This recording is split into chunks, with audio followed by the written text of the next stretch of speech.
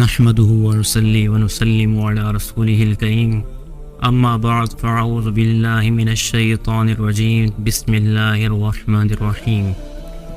ایک نئی ویڈیو کے ساتھ آپ کی خدمت میں حاضر ہوئے ہیں، جس میں ہمارا موضوع سخن ہوگا حضرت علی رضی اللہ تعالیٰ عنہ اور جنت کی اونٹنی۔ ویڈیو شروع کرنے سے پہلے ہماری آپ سے درخواست ہے کہ ہمارے چینل کو ضرور سبسکرائب کر لیں اور بیل کے آئیکن کو بھی ضرور پریس کر لیں۔ ایک مرتبہ حضرت علی رضی اللہ تعالیٰ عنہ گھر تشریف لائے تو حضرت فاطمہ رضی اللہ تعالیٰ عنہا نے فرمایا کہ میں نے یہ سوت کاتا ہے، آپ اسے بازار میں بیچ آئیں تاکہ آٹا خرید سکیں اور حسن و حسین کو روٹی کھلا سکیں۔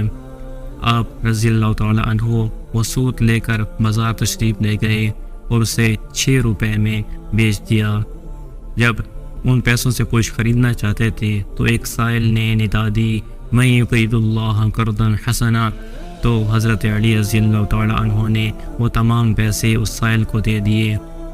تو کچھ دیر بعد ایک عرابی آتا ہے جس کے پاس ایک فردہ اونٹنی ہوتی ہے اور فرماتا ہے اے علی، کیا تم یہ اونٹنی خریدنا چاہتے ہو؟ حضرت علی نے فرمایا کہ میرے پاس اتنے پیسے نہیں کہ میں اونٹنی خرید سکوں۔ تو اس عرابی نے کہا ادھار کر لیجئے۔ تو حضرت علی رضی اللہ تعالیٰ عنہ نے وہ اونٹنی ادھار پر لے لی۔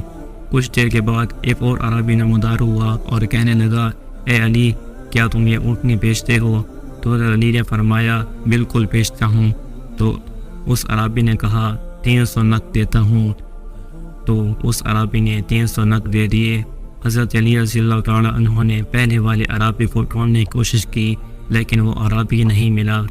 جب حضرت علی رضی اللہ تعالیٰ عنہ گھر تشریف لائے تو کیا دیکھتے ہیں کہ حضور سرور عالم صلی اللہ تعالیٰ علیہ وآلہ وسلم اور حضرت فاطمہ تشریف فرما ہیں۔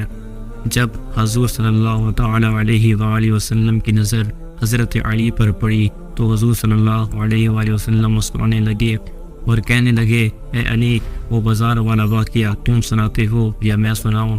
حضرت علی رضی اللہ تعالیٰ عنہ نے فرمایا یا رسول اللہ، آپ سنائیں۔ تو حضور صلی اللہ علیہ وآلہ وسلم نے فرمایا وہ پہلا والا عربی جبرائیل تھا اور دوسرا والا عربی اسرافیل تھا، اور وہ اونٹنی جنت کی اونٹنی تھی جس پر حضرت فاطمہ سلام اللہ علیہا جنت میں سوار ہوں گی۔